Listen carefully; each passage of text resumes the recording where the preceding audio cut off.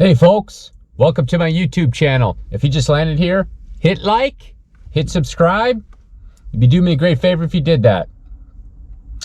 Today's video, I want to go over the recent Jeremiah Babe, or JB. Lots of you guys like to go by JB. I see that you put that in the comments section. About his video, and when I made one talking about gold and silver, some people are asking, hey, are you saying that he's wrong? I'm not saying he's 100% wrong. He's just not taking all things into consideration. That is what I'm saying. Is it a good thing to have a little bit of gold and silver? Yes. For an investment, possibly. If the supposed collapse of the economy is coming up, yes, you'd be in a better situation. My point is that it's not the end of the world if you can't buy some. It's not that big of a deal. My point is this, is that if there's a situation where the currency collapses and you can't use it anymore, we're going to be using goods and services to trade. We'll be using cigarettes, you'll be using coffee, you'll be using eggs, food, whatever. Some people have animals and trade animals for something. That's how it's called, the bartering system. And we'll be using that. The example that I used in the previous video was prison. In prison, they can't have money. And they use money. The stamps are money. The cigarettes are money. The coffee is money. The whatever you want to trade with. A guy wants, hey, I want this, you give me that, and you trade it. It's not a big deal. As far as the gold and silver situation, here's the other things that he's not bringing into consideration on some of his videos is that if you have a bunch of money or a bunch of gold, for example, and you're stuck on an island and you don't have goods and services, anything to buy, what good is the money? You see? So if you have a bunch of gold or silver and you don't have anything to buy with it, like nobody wants it, for example, there's nothing there, no goods or services to buy, then it's not useful. The strength of the economy is based on goods and services. So you can have billionaires, but if there's no goods to buy, they're useless. That's my point. Partially my point. The other point that I wanted to make about the situation that he's bringing up in some of his videos is that it's not the end of the world. You know, he keeps saying you need to be your own central bank. I agree with him that point. You need to be careful some of the banking system right now. Are they fragile? Probably. Does anybody know for sure? They don't know 100% for sure. I do know that the government wants to keep the economy going. The government, at the end of the day, does not want to collapse. And if the currency collapses, the government wants to collapse. They're going to do everything that they can to prevent that. It's common sense. The government just doesn't want, forget it. We're just going to let it go. They don't want to do that. It's just like with the inflation situation that's going on. Like the mistake they did with Weimar Germany, and the inflation ran out of control with the German Republic back then. And they didn't understand that with inflation, you need to have excess currency, but you also need to have the velocity of money. So people need to start spending it. And if you look back at the history of the Weimar Republic, Germany, they had a slow velocity and it started picking up speed. And that's when the hyperinflation kicked in.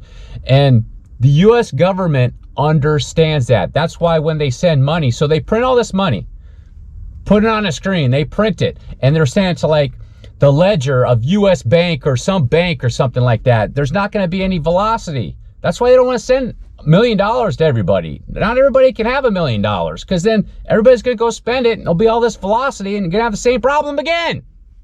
Does that make sense? So they don't want to do that all over again. So you could disagree with the government, sure, but they're not going to let it collapse.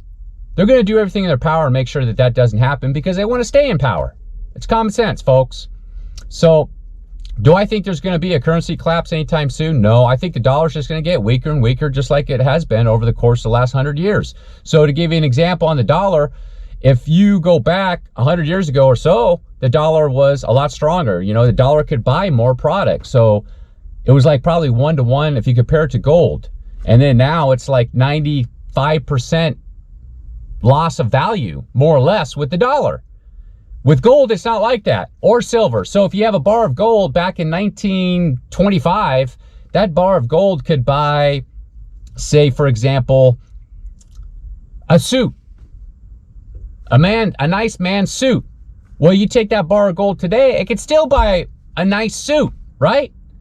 So $200 back in 1925 could buy a nice suit, right?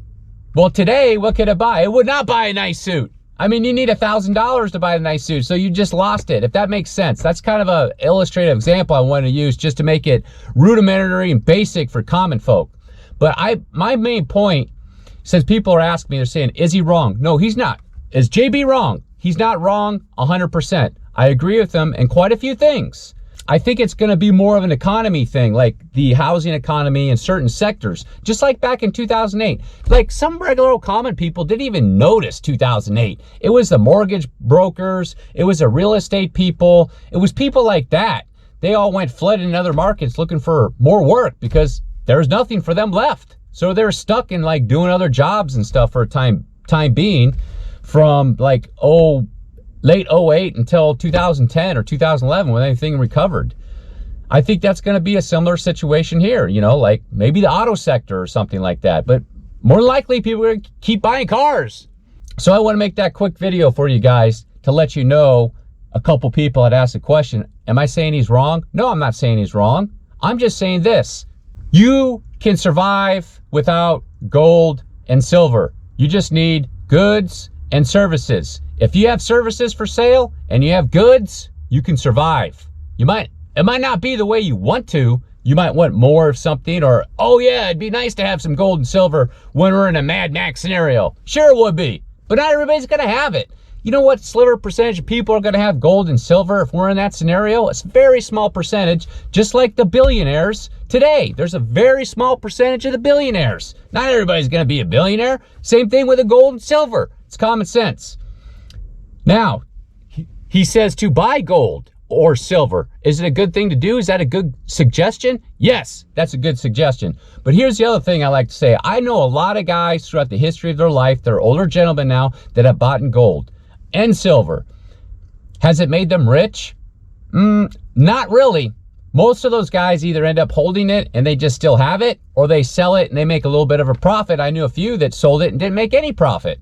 So, and that was over the course of starting in probably the 90s and going up till now that, you know, I saw the guys say they bought all this gold and silver. I knew of a couple guys that bought some silver low and resold it, bought it high, and they made a decent profit. But I don't know many two people that got really wealthy off gold and silver. It's very, very small minority of the people. That's my point, folks. Anyhow, thanks for watching my video. If you made it all the way to the end, do me a favor. Hit like, hit subscribe, and I'll see you in the next video. Peace.